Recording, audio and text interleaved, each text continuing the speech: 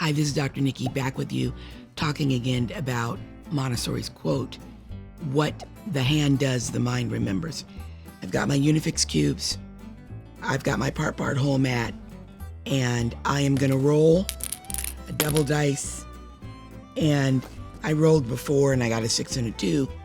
Now I'm gonna put my parts 6 and 2.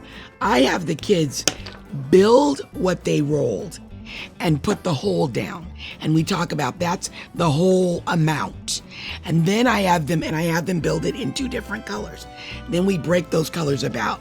Part, that's the parts. That's a part, that's a part. Right?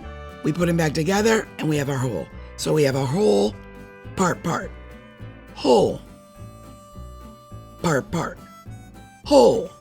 Right? And we do that a lot when we talk about the language. This, if we're adding, is our sum. Our add-ins are 6 and 2. Notice the use of the language. Okay. Then we're going to record that on a little mat. We did it on a big mat. We're recording it on a little mat. Part, whole. And then we're putting it a whole, part. And later on, we're going to do some other things with it. But I want kids touching it. I want kids feeling it. I want kids to roll it or pull it out of a flashcard. I want them to say it. 6 and 2 make 8. 6 plus 2 make 8. 6 plus 2 is 8. 6 plus 2 equals 8. 6 plus 2 is the same as 8. And 8 is the same as 6 plus 2. 8 is equal to 6 plus 2.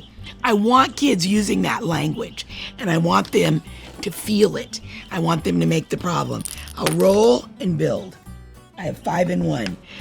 Sometimes I even just group these in 5s so that they can grab 5s and see. You don't have to count it out. It's there, 5. Here's 5, I'm adding 1. These are my add-ins.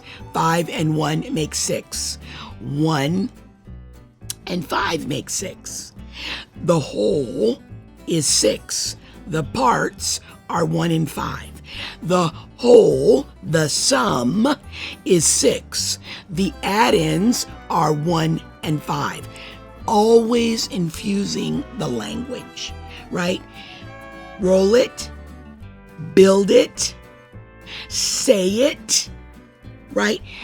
That's what you're trying to do. Remember, what the hand does, the mind remembers.